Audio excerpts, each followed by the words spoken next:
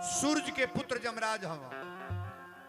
हमनी के एगो त्योहार पड़ेला एमे बा अब घटवा पर जाल जाला। कौन त्योहार हो? उखिया उखिया लेके जाल जाला। बहुरा फल ओल लेके जाल जाला। हाँ छठी भूला जाला हमरा बतियो नहीं। छठी के व्रत में के रहला तनी हाथ उठाइए। पूरा पंडाल में बाप बाप। अरे छठी माई के घाटा आवा पर जन बाजन आ बाजा बाजवाई भी हो।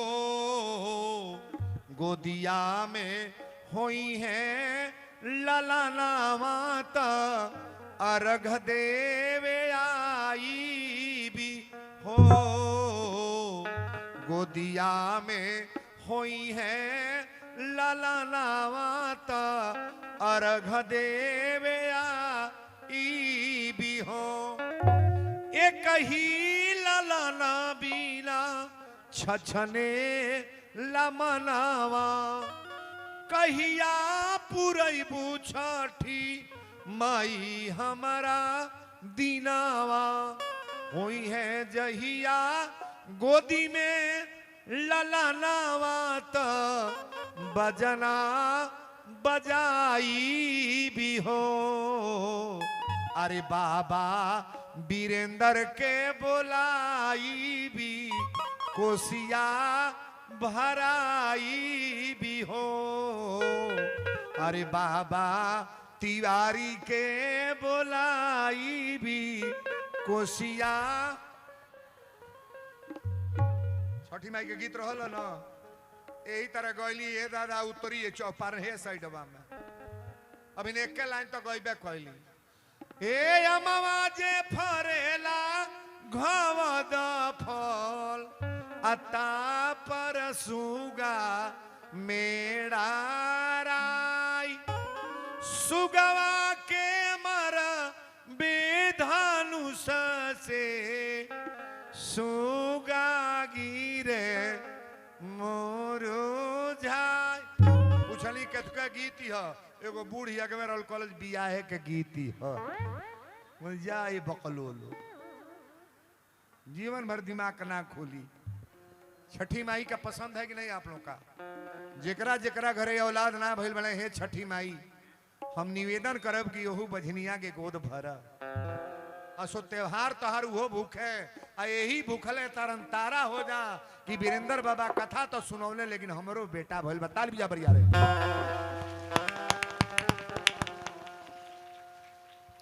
अर्घा के दियाला छठी माई के।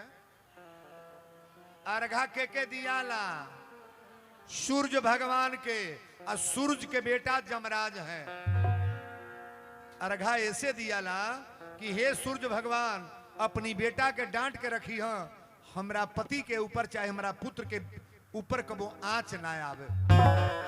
पानी में ठूक के रुआ पास गाय के दूध आवेला। पंडित जी के बेटा आवेले अर्घा दिया लगना। अर्घा दिहल बहुत बड़ा पुण्य है महाराज। अर्घा देना चाहिए। बड़ी सुंदर भाव बता रहे हैं। अब ये जो कथा आ गल जमराज अइला। जमराज कहले कैसन हल्ला होता? कन्हैया जी कहले देखा ना मोर ध्वज का परीक्षा ले जाता है। जमराज कहले सरकार हम ले। एक बात और कहेंगे हम, कथा में बैठ करके कभी चालू मत बनना। यहाँ जितने लोग आए मैं समझा दूं।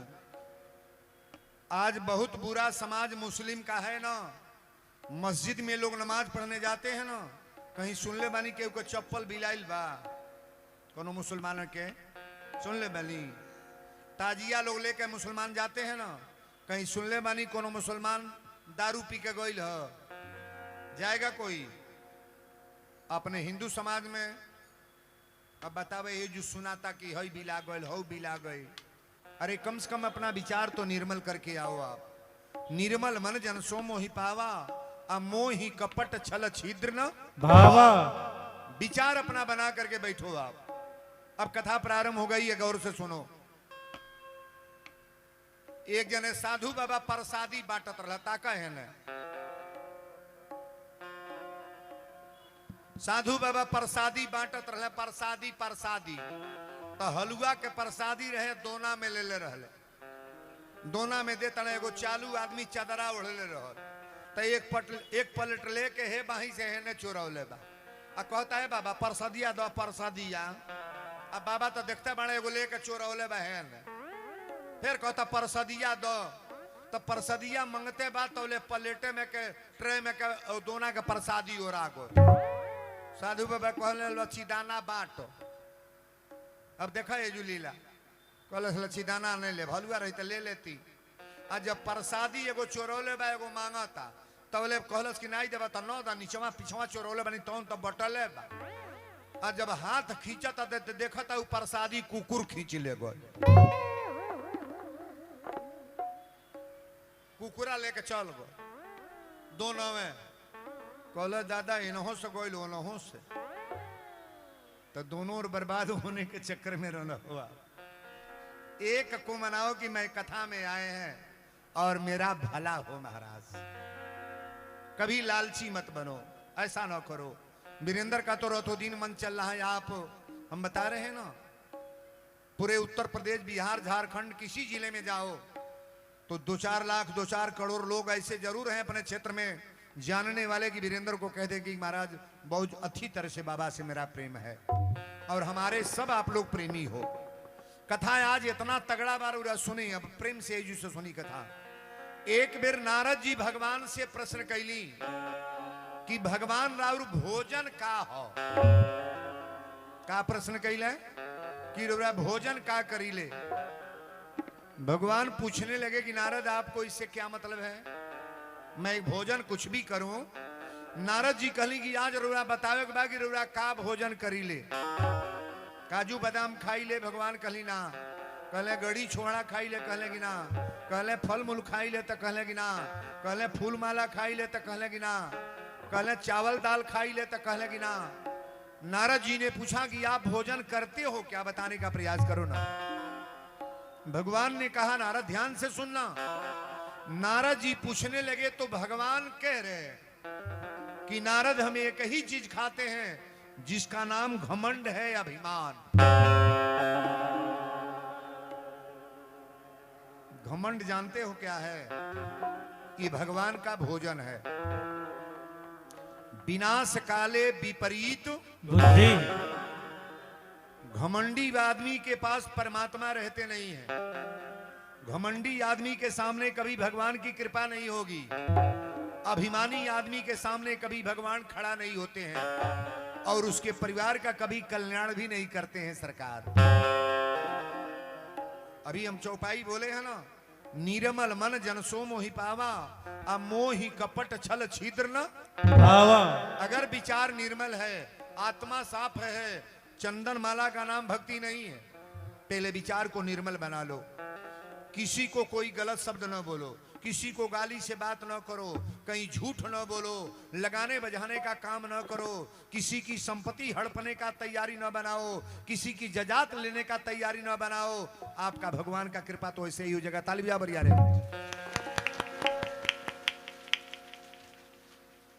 नारद जी पूछने रहे भोजन कैसे करी ले।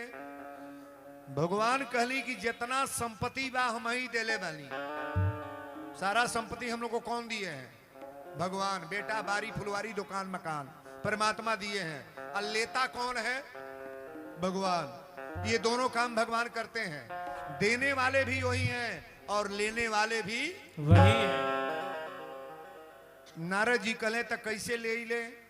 कहले जब अभिमान ज्यादा सीमा को पार करता है तो एक ही दिन में उसकी पूरी प्रॉपर्टी में जायदाद खराब कर देता हूं। अभिमान मुझे बर्दाश्त नहीं है, घमंड मुझे पसंद नहीं है। एक बेर जीवन में अर्जुन के घमंड हो गई। अर्जुन जी 5 भाइयों के साथ बैठे हैं, गौर से सुनना। अर्जुन जी कहले कि सबसे बड़ा गांडीवधारी हम। भीम कहले कि सबसे बड़ा गदाधारी हम। धर्मराज युधिष्ठिर कहले कि सबसे बड़ा ज्ञानी हम। 5 भाई आपन आपन वर्चस्व बतिया रहे हैं। कन्हैया जी वही जी रहले जेकर ई अष्टमी है। कन्हैया जी कहली अर्जुन का कहल? अर्जुन कहले कि बताई सबसे बड़ा हम ये पृथ्वी पर बलवान है कि नहीं? सीताराम। कन्हैया जी कहले कि सबसे बड़ा बलवान के बा? अर्जुन जी कहले गांडीवधारी हम बानी कि ना? हमरे चलते महाभारत के युद्ध समाप्त भइल कि ना? भगवान कहले दादा ये कहां बतियावे लगल है? अच्छा कृष्ण को निकाल दिया जाए तो ये अर्जुन महाभारत की लड़ाई जीत जाते, जीतते। एक बात और सुन लो, रामचरितमानस में, रामायण में भी हनुमान जी और महाभारत में भी हनुमान जी। अर्जुन के झंडा के ऊपर किनका फोटो है? नहीं बोलोगे? बोलो वीर बजरंग बली की जय। भीम से कहले कि तू आप पर बताव। भीम कहले कि महाभारत की लड़ाई में सबसे बड़ा गदाधारी हम थे कि नहीं? कन्हैया जी कहले दादा ये लोग तो पांचों भाई का घमंडे बोला था। कन्हैया जी कहली अर्जुन ईमान गली कि तो लोग सबसे बड़ा बलवान बाड़, लेकिन एक काम करो आप, एगो अश्वमेध यज्ञ अपना घरे कराव। ई जौन कथा हमरा फाजिल नगर के लोग करावता, ये तौते कथा एगो गांव में करा के देखो, एक के बेर में वो कमेटी में पीटा पीटी हो जाता कि ना? ना हो जाई। 30 वर्ष में केहू सुनल है झगड़ा केहू से भइल? चाहे रामायण से, चाहे सिंह साहब से, चाहे व्यास भैया से, चाहे घंस केहू से भइल कबो? क्या? तो ये कमेटी की सुंदरता है महाराज। ताली तन बजाया करो ना जहां बढ़िया बात आए।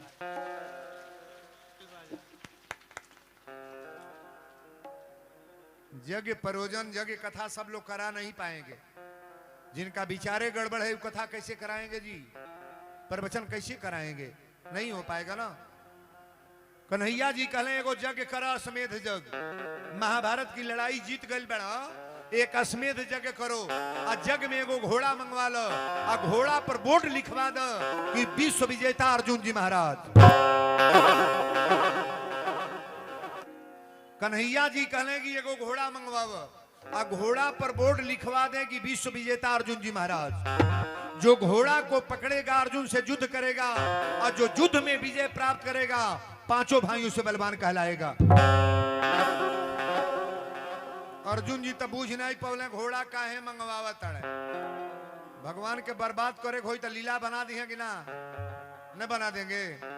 एक के गाड़ी में सबके बैठा के ले जाए यहाँ कुसमी जंगल में ले आके पेड़े में ठोकवा दी है। अतः बाबा 7 जन रो 7 जन मर गल। ये भगवान की लीला है। अगर परमात्मा के विपरीत उल्टा काम करोगे तो ऐसा ही काम होगा। आप सोच नहीं पाओगे कि मेरे घर में खतरा क्यों हो रहा है। घोड़ा मंगावल गई, अश्वमेध जग में घोड़ा छोड़ाई। आ घोड़ा जब जाए लागल तो अर्जुन जी कहले एकरा साथे तो चला हमहू। भगवान कृष्ण अर्जुन दोनों जने चलल लो। आ जब जंगल में घोड़ा गई तो कन्हैया जी लहकार देला, घोड़ा भाग गई जंगल में हेने। कन्हैया जी कहली अर्जुन देखा घोड़ा इन्हें गईल। आई घोड़ा के पीछे दौड़े लगले। आ कन्हैया जी एगो पेड़े के आरे सपट के लुका गईल। आ जब अर्जुन गईले तो वही जंगल में मोरध्वज बेटा है, भक्त मोरध्वज के लड़का ताम्रध्वज शिकार खेले आइल है। बहुत बड़ा परमो भक्त है महाराज, और ओकर बेटा है ताम्रध्वज। बड़ा प्रेम से कथा को सुनो। आज जब ताम्रध्वज देखलस कि घोड़ा पर बोर्ड लिखल बा विश्व विजेता अर्जुन जी महाराज, टप दे घोड़ा पकड़ लेहलस। अर्जुन जी कहले कि ये बालक घोड़ा छोड़ दे। ताम्रध्वज कहले तोरा घोड़ा पर बोर्ड लिखल बा विश्व विजेता अर्जुन जी महाराज, और जो घोड़ा को पकड़ेगा अर्जुन से युद्ध करेगा। अर्जुन जी कहले कि हमार नाम सुन ले बड़ा कि ना?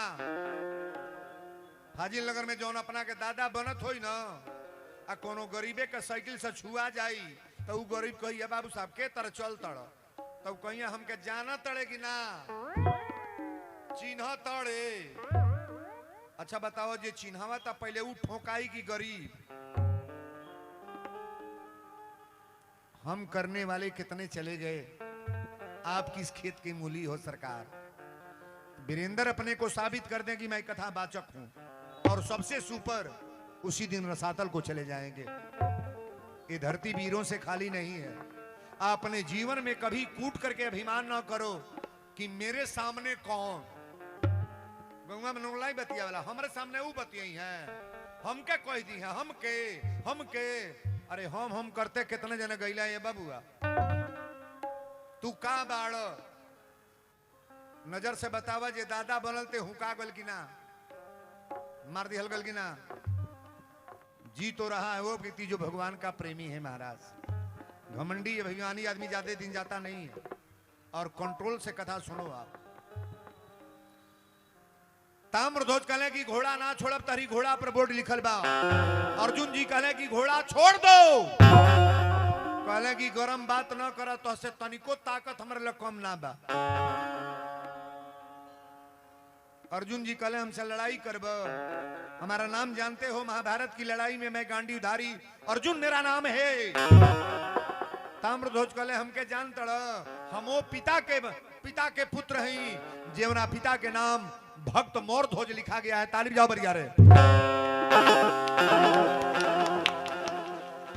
अच्छा एक बात बताओ, भगवान बड़े हैं कि भक्त?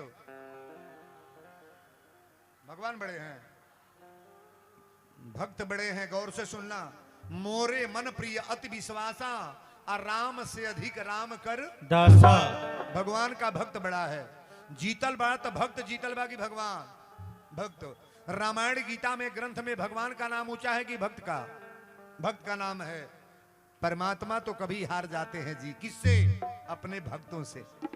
अगर भक्ति में दम है तो परमात्मा को नचा सकते हो, अगर भक्ति में दम नहीं है तो बर्बाद होने के लिए तैयार हो जाओ तुम। मीरा भगवान के नचौलस की ना नचौलस। प्रहलाद भगवान को नचा दिए कि नहीं? शिवरी नचौलस की ना, अजामिल नचौले की ना, द्रौपदी नचौलस की ना। ये भक्तों का मर्यादा खराब हुआ है।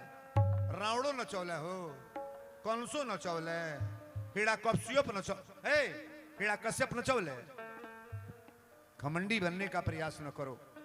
अर्जुन जी कहने की घोड़ा छोड़ दो, ताम्रध्वज कहने की घोड़ा नहीं छोड़ेंगे सरकार। अगर आपके अंदर ताकत है तो लड़ाई करो हमसे। हाँ तो अर्जुन जी धनुष बाण उठा ले। और लड़ाई होके लगल, घमासान लड़ाई बालक में और इनके में। ताम्रध्वज के एगो बाण मरले, ताम्रध्वज जमीन पर गिर गई। आ फिर उठल तो कलश इनसे पर रहे तरह पाइब ना, बरमफास में अर्जुन के बांध दिलस। एक हाथ में घोड़ा, एक हाथ में अर्जुन। जब दरबार में लेके गईले तो मोरध्वज कहले बेटा तू के पकड़ ले ला। अरे हम जौना भगवान के भजन कर ले उनके मित्र हम, उनके मित्र है महाराज। सबसे ऊंची प्रेम सगाई, दुर्योधन घर मेवा त्यागे, साग विदुर घर खाई। सबसे ऊंची प्रेम सगाई, राज सुजग्य युधिष्ठिर कीन्ही, तामे जूठ उठाई। अब प्रेम के बस अर्जुन रथहा के, भूल गए ठकुराई। सबसे ऊंची प्रेम सगाई। प्रेम से बड़ा चीज कोई धरती पर है?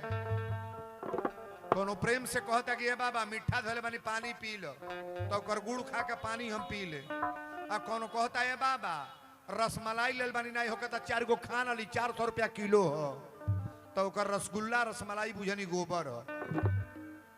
बिना प्रेम का है ना, अभिमान बोल रहा है। रामायण भक्त के अंदर एक चीज है महाराज, यहां हमको कुछ भी ना मिले लेकिन प्रेम पर कांटा ही किए रहते हैं महाराज। प्रेम है इनके अंदर। अगर प्रेम नहीं रहता तो ये 30 साल से कथा कतई नहीं होती। मैं वीरेंद्र बोल रहा हूं, ताली बजा बरिया रे।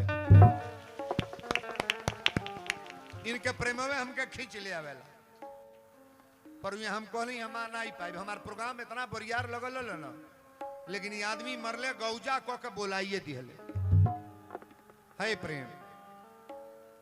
ताम्रध्वज के देखी जब लेके गईले तो मोरध्वज कहले बेटा घोड़ा छोड़ दो। आज्ञाकारी पुत्रवती जुवती जुग सोई, उहे महतारी बाप धन्यवाद जेकर बेटा आज्ञाकारी पुत्र हो को। माई बाप कहता बेटा बात मान गए तो यही सुंदर है बात महाराज। आजकल केहू के केहू माने वाला बाना। हमनी के घरे कहो घरे 9 घो 10 गो समांग बाड़े, केहू के केहू बात मानता बा, केहू के ताल में बनो। न मेहरारू का मर्द से पटता, न बेटा के माई से पटता, न पतोही के सासू से पटता। बाप हो बाप कुलकुल बाजार तो हमने घरे होता, हाजी नगर में ना होता। एजू नहीं हो तो क्या कहता ना हमार मार्केट चैंपियन हो, क्या बोला ताने हमारा तो बुझाता है जौवन होता जौन कहीं होते नहीं। एजू ना कथवा से कह दी गोइले के बाद न होता घरों में। हाथ जोड़ के निवेदन भाई न हो खो, अगर वीरेंद्र बाबा के प्रवचन में आप आए हो तो कतई घर में कोई दुराव न रखो। आप मेरी कथा दिमाग में चढ़ गई तो आपका परिवार संभर जाएगा, मेरा गारंटी है। ताम्रध्वज कहले कि पिताजी घोड़ा छोड़ दी, कहले छोड़ दो। आज जब घोड़ा लेके अर्जुन जी अइले ते आंख लाल लाल, कन्हैया जी पेड़े के आरे लुकाइल बड़े। कन्हैया जी कहले अर्जुन घोड़ा कहाँ गइल? अर्जुन जी कहले घोड़ा पूछतानी, सजी लीला रौरे करावतानी, घोड़ा पूछतानी। भगवान कहले हम कौन लीला करौली हम? अतरवा जनली नहीं है घोड़ा कहाँ गई, ई नहीं जनली कि के पकड़ल हो।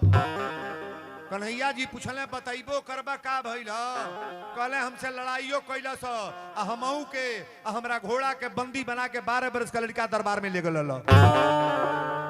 ताली बजाओ ना बढ़िया रे। कन्हैया जी कहले ए अर्जुन ए ऋषिया मत, तोहके त बांध के लेइए गइल, हमहू के नचा सकेला ओकरा पिता में उतना दम बा। परमात्मा को नचा सकता है। अर्जुन जी कहले कहा रौरा के नचा दी। भगवान कहले कि हमको भी नचा सकता है वो। अर्जुन जी कहले त कान खोल के सुन ली, आज हमार कांटा बा, आज ओकरा दरवाजा पर परीक्षा लेवे चली। हम चलब रौरा, रौरा साधु बन गई, हमऊ साधु बनब, आ साधु बन के आज ओकरा वजन के ओकरा भक्ति के पता लगा दो कि कितना वजन बा। कन्हैया जी कहले हम तो चाहते बानी, मामला ठंडा कब होई जब तार गर्मी नॉर्मल होई। चलो तैयार बानी। यह बतिया होता तबले जमराजो आ गई।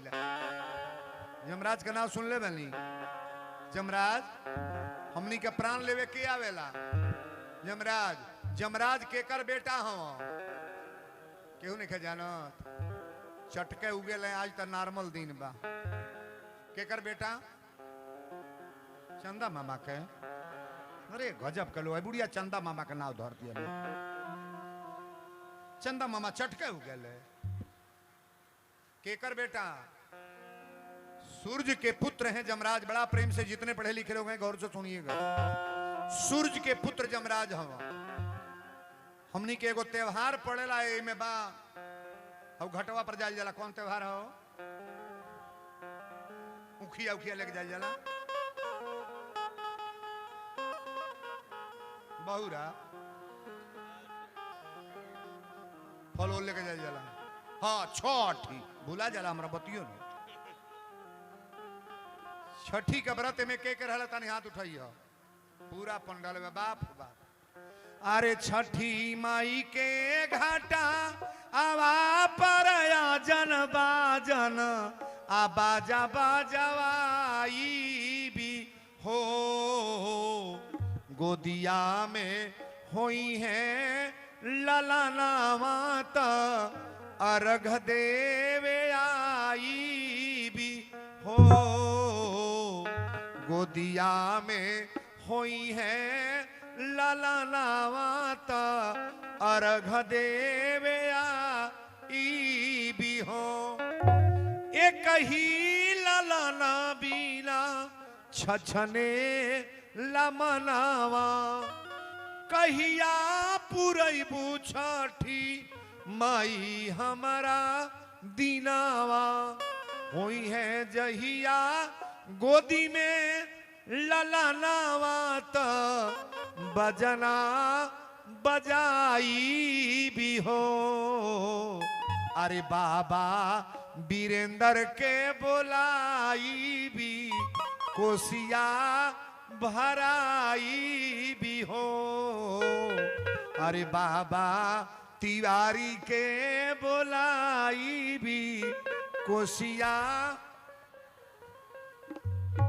छठी माई के गीत रहल न यही तरह गैली हे दादा उतरी चौपार हे साइडवा में अभी एक के लाइन तो गईबे कैली ए अमवा जे फरेला घवद फल अता पर सुगा मेरा राई सुगवा के मर बेधानुष से सुगा गिरे मोरो झाय पूछली कतका गीत ह एगो बूढ़िया के मेरा कॉलेज बियाहे के गीत ह बोल जाए बकलोलो जीवन भर दिमाग ना खोली। छठी माई का पसंद है कि नहीं आप लोग का? जेकरा जेकरा घरे औलाद ना भइल बने हे छठी माई हम निवेदन करब कि ओहू बझनिया के गोद भर असो त्योहार तोहार वो भूखे आ यही भूखले तरन तारा हो जा कि वीरेंद्र बाबा कथा तो सुनौले लेकिन हमरो बेटा भइल बताल बिया बरिया रे।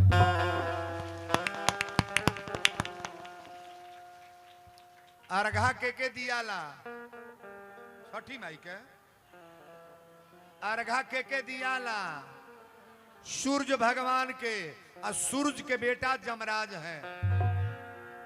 अर्घा ऐसे दियाला कि हे सूर्य भगवान अपनी बेटा के डांट के रखी है हमरा पति के ऊपर चाहे हमरा पुत्र के ऊपर कबो आंच ना आवे। पानी में ठूक के रुआ पास गाय के दूध आवेला पंडित जी के बेटा आवेले अर्घा दिया लगना अर्घा दिहल बहुत बड़ा पुण्य है महाराज अर्घा देना चाहिए। बड़ी सुंदर भाव बता रहे हैं। अब ये जो कथा आ गल जमराज अइला जमराज कहे कैसन हल्ला होता कन्हैया जी कहले देखा ना मोर ध्वज का परीक्षा ले जाता है। जमराज कहले सरकार हम ले बोलो वृंदावन बिहारी लाल की जय। अर्जुन जी कहले कि निसंतानी के छुअल पानी ना पियो। अब बताओ जेकरे साथे भगवान बानी और भक्त को निसंतानी कह रहे हो परमात्मा बर्दाश्त करेंगे? भगवान बर्दाश्त नहीं करते हैं अगर भक्त का अपमान होगा तब। कहले निसंतानी के छुअल पानी ना पिए। कन्हैया जी कहले अब दूसर रूप बना के हमरा एजू आवे परी। एगो साधु बन के अइले आ कहले कैसन विवाद होता का झगड़ा बा? कहले सरकार बेटा चिरवा दिले अब कहता निसंतानी के छुअल पानी ना पिए। भगवान कहले लड़का मरल त ना बा। अर्जुन जी कहले ई साधु के आ गए। भगवान बड़ा बड़ा रूप बनावीले बाबू हो। भगवान कहली कि थोड़ा जल लेके कमंडल से पुत्र के ऊपर फेंक दो। आज जब फेंकल लोग तो शरीर हिले लागल। दूसरा बेर फेंकले तो टप दे लड़का के टुकड़ा जौन बाघ खैले रहे इहो आगे सट गई। तीसरा बेर फेंकले लड़का खड़ा हो गया। ताली जा बढ़िया रे।